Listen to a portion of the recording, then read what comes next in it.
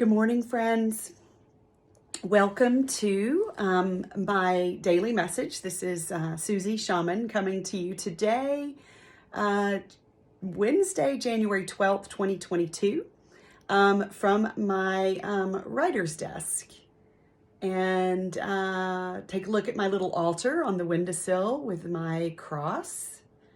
My mother gave me that cross many years ago, and actually while I was home visiting her for Christmas, I met her friend at church who made that cross, which was really special to get to meet her. And you can see my beautiful view out to the lake. Great little spot to write. Anyhow, so I'm coming to you today to talk about I've got my notes to keep me on task, to ask you, how do you want to feel? This is a really powerful question, and the answer is a powerful driver of your life. And so often, especially in our Western society, we just move through the day in default mode. We don't know that we have control over how we feel, how we respond to things. So we just allow our emotions to kind of run amok, and we let the events around us in life just sort of push us around, kind of like if we were fell out of the boat in a river in the rapids, that we just have to let the water kind of push us around, and hopefully we have our life jacket on and we get our head up and our feet up. So I want to share with you how you can not do that. And that is to really dial in on how do you want to feel. Now, when most of us are asked this question, very few of us are going to say, oh, I want to feel worrisome. I want to feel anxious. I want to feel sad and sorrowful. I want to feel self-doubt. I want to feel lack of confidence. No. Nobody's going to say that. What do we all say? We want to feel happy. We want to feel glad. We want to feel loving. We want to feel kind. We want to feel loved. We want to feel exhilarated, exuberant, engaged, alive, successful, right? That's how we want to feel. And so what I want to share with you is that you can do some Jedi mind tricks to start shifting to how you want to feel. And so I have this sweet little book that my good friend Carol sent to me right before Christmas. And the title of it is, hold on, Fill Your Well, 30 Days of Resilience Journal. It's a short little book.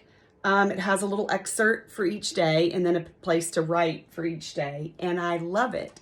And today's excerpt for the page that I was on offered the suggestion to reframe challenges as adventures. So I'm going to talk to you about this Jedi mind trick called reframing.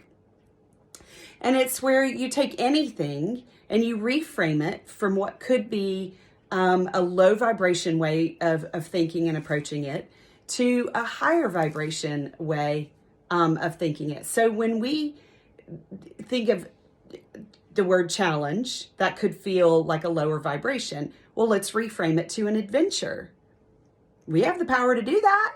It's your choice. You can see all of these challenges around you as adventures to go on. Okay, so other ones that I want to suggest.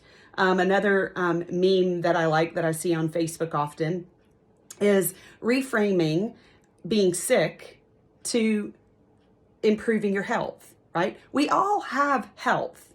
We all have some measure of health. It may feel like we're not as robust as we'd like to be, but as soon as we reframe I'm sick to I'm getting healthy, holy cow, that's a whole energy shift. Okay, that's another reframe. Another reframe, one I suggested in one of my daily message videos last week, was reframing struggles to journey. So instead of saying I'm struggling with this, I'm journeying with this. And another one, checking my notes again, is, and this is one that I texted to my niece about this morning, is reframing being nervous to being excited. And that's a really easy one because, as I've read many places and understand that the neuroscience shows us that the nervousness and excitedness have the same physiological activity going on in the body and the brain. So just change your thought about it, right? If you're nervous about, say I was really nervous when I taught my first online course back in November. I was really nervous. But I tried to reframe it, or I'm not saying try anymore, remember? I attempted to reframe it to excitement. And it's amazing how just switching the words with that one is an easy, quick reframe. So give it a try. Next time you're feeling nervous about something, decide that you're excited about it instead and see what happens, okay? So those are the suggested reframes for today. Instead of saying sick, saying I'm improving my health. Instead of saying I'm nervous, say I'm excited. Instead of a struggle, it's a journey. And instead of a challenge, it's an adventure. And last, instead of trying, it's attempting. All right, these are powerful vibration changers. All of the former words are low vibration, and the replacements, the reframes, are higher vibration. So nothing outside of ourselves is responsible for how we feel. This is really hard. I don't even like to use the word hard. This can be an adventure for somebody for whom this has never been a concept in their life, because it can feel like everything around you is creating the way that you're feeling on the inside. But my friend, you are powerful. You have the power within you to choose how you want to respond to any situation. You really do. And I know if you're new to this concept, or if you really have journeyed in a heavy way with mental health issues, I know that you're looking at me and you're thinking, she has no idea. She doesn't know what she's talking about. But I'm going to tell you that I do. And I have worked with people for 30 years, numbers and numbers of people. When in my early part of my career, it was all the children I worked with. And lately, it's all the adults I work with, to learn to step back into your power, step back into the beautiful body that you are and that you have and is yours, and claim that power.